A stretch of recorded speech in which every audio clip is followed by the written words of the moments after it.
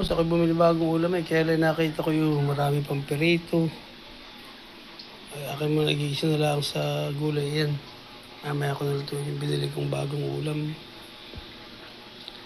At na para kainin uli ng mga bata. Ang dami pa ng perito. So, nalagyan ko na lang ng gulay. Naghihintay tayo ng kwali. Yan. Sabay na natin yung bawang sibuyas.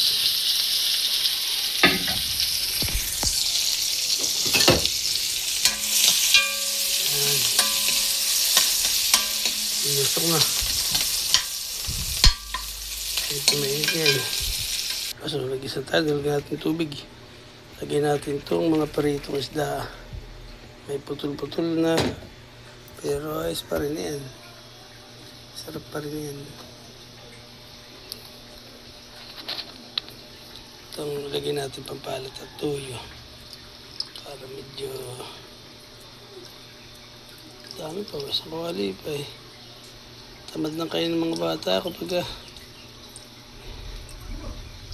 natin tuyo. Ayan. Paminta mga boss. Yan. Tama yan. Halo-haloin lang natin para maghalo-halo yung mga regalo. Yan. Kailangan natin kumulo. Tapos, lagyan na natin yung sitaw na kulunay. Yan.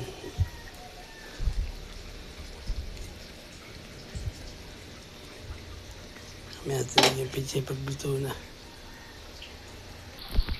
Kaya po natin kaunting bitsin lang. Yun, ayos na. Pampalasa. Kuluan na siya. Tayo natin maluto yung sitaw saka lagyan natin yung pizza eh. Boss, kulbuhan ako. Luto na yung sitaw. Lagyan natin itong pizza eh. Akin hinatila sa gitna. Oop, nalaglag pa. Matangkay. Paborito ko. Tangkay.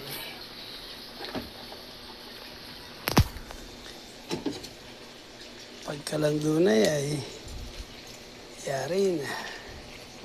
Kakain na.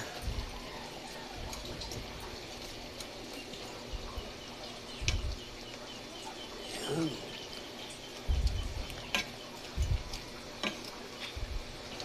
Puro karne sa Maynila eh. Dito gulay naman tayo sa isda. Yan. Kakain na.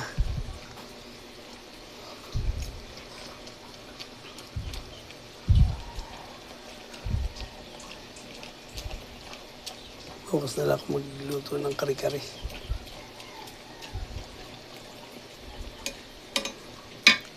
Kaunti na lang. Yan, luto na ba suwari ka? Tama. Magandala sa pizza half cook. Para malutong-lutong, masarap. Tikman natin.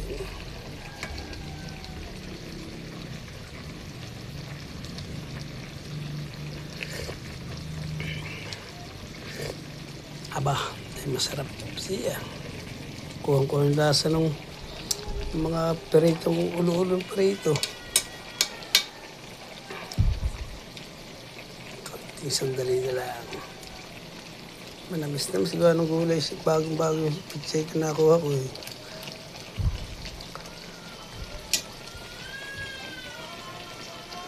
Sayap na yan. Okay na ba yan? Kakain na tayo.